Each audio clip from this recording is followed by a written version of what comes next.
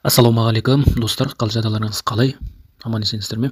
Бүгін мен сіздерге Instagram аккаунтты қалай ашуға болатын жөнінде көрсететін боламын. Ол үшін Instagram приложениесіне өтесіздер. Сол жақ жоғары жақта өздеріңіздің аккаунт бөліміне барып, төменгі жақта добавление аккаунта деп тұр. Создать новый аккаунт деген бар. Осы жерге өткеннен кейін қолданушының атын жазыңыз дейді. Ағылшынша. Айболат. Мына жерде өздері сіздерге подсказка беріп тұр. Яғни осы жоғары жақта мына Айболат 3854, Айболат 8443, Айболат 4823 деген аккаунтпен ашуға болады екен. Айболат 2031 деген аккаунтпен мен ашам. Мына жерде создать пароль дейсіз. Мына жерде яғни пароль сіздерге ойлап табу керек болады. Өздеріңіз ұмытып қалмайтын пароль қоясыздар. Мына жерге өз паролімді жазып жіберейін. Сосын телефон номер сұрап тұр. Мына жерде Қазақстанды таңдап аласыздар. Мына жерге жазсаңыздар Қазақстан шығады.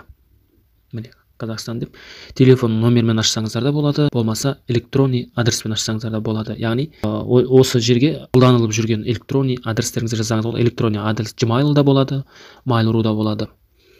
Болмаса телефон номер жазсаңыздар болады. Сол телефон номерге SMS келеді. Яғни мен мына жерге осы Gmail'ымды жазамын.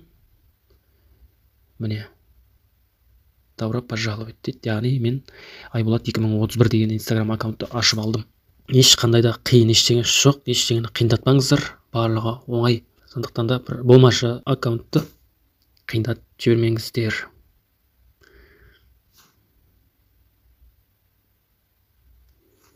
Мына жерде пропустить деп, мына жерден кредит ашық аккаунт қыласыз ба, или вообще доступный аккаунт қыласыз ба дейді. Мен вообще доступный аккаунт қыламын. Фото қойсаңыз қояңыз, қоймасаңыз өткізу деп басып жібересіз. Міне менің аккаунтым ашылды. Міне осы мен мына аккаунтымның паролін ұмытып қалсам, бағанағы жазған почтаға рассылка дейді, яғни сілтеме жіберетін болады. Мен сол арқылы Instagram аккаунтым паролін қалпына келтіріп ала аламын. Міне достар, сіздерге көптен көп рахмет. Уақыттарыңызды бөліп қарағандарыңызға. Аман болайық, сау болайық, ел аман, жұрт тыныш болсын.